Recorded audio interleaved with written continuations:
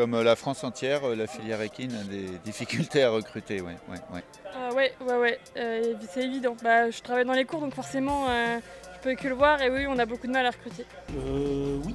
Enfin, moi, je n'ai personnellement pas besoin, mais on entend partout qu'il y a des demandes et peu de retours. C'est pas facile de recruter actuellement dans la filière équine parce que les conditions sont pas faciles, je pense, de travail. Et les gens veulent de meilleures conditions. Je pense que le recrutement est un problème pour tous les chefs d'entreprise aujourd'hui. Oui, complètement. C'est une filière qui a des difficultés de recrutement. On le voit notamment par les chiffres donnés par l'OMEF, donc l'Observatoire des métiers de l'emploi et des formations, qui annonce bien depuis 10 ans une montée du turnover et du taux de tension. Donc statistiquement, on peut dire effectivement qu'il est difficile de recruter du personnel. On sait aussi qu'il y a des écuries qui fonctionnent bien, qui ont peu de rotation de leur personnel. J'ai été conseillère pendant 6 ans. Et j'ai vu l'évolution du discours des employeurs sur ces 6 années finalement, avec des entreprises qui avaient des besoins de recrutement mais qui fonctionnaient globalement bien, et progressivement des difficultés qui s'accentuaient et qui mettaient l'entreprise réellement en difficulté.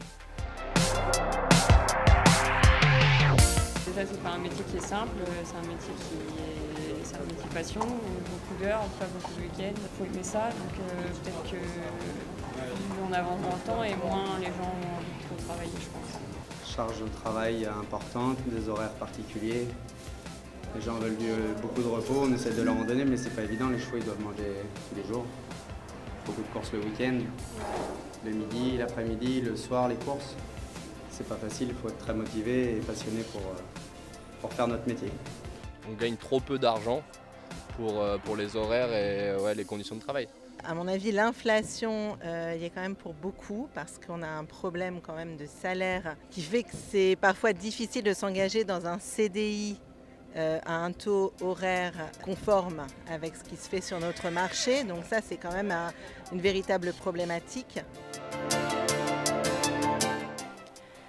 Alors on a déjà affaire à des métiers qui sont très difficiles, qui se font en extérieur avec des animaux vivants et puissants et qui demandent une grande passion parce qu'effectivement c'est beaucoup d'heures de travail et un investissement sans faille.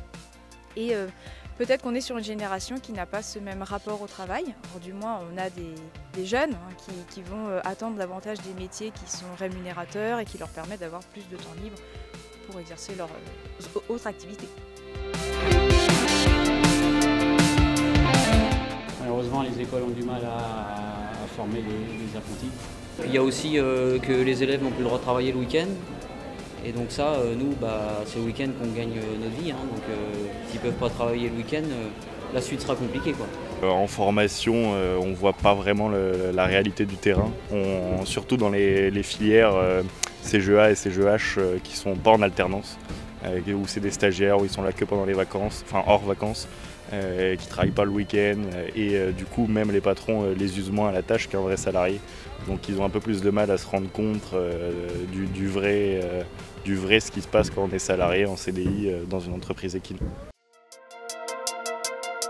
Oui, les formations ont un rôle à jouer dans le sens où ce sont des métiers qui s'apprennent sur le long terme.